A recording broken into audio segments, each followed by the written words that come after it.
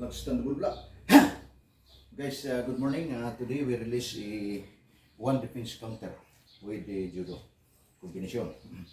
So, for instance, your opponent inflict with you like that.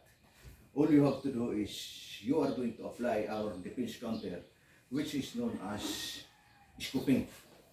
Scoop immediately. So, scooping with upper elbow. Then, break the balance, apply, throwing of puso to bari.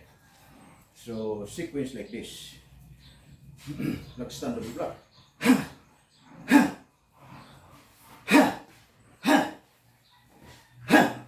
So, guys, take note. This is a pre-lesson.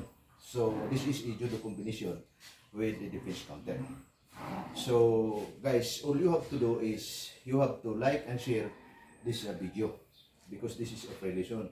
And I am willing to receive if you have a support, for instance, by sending a star.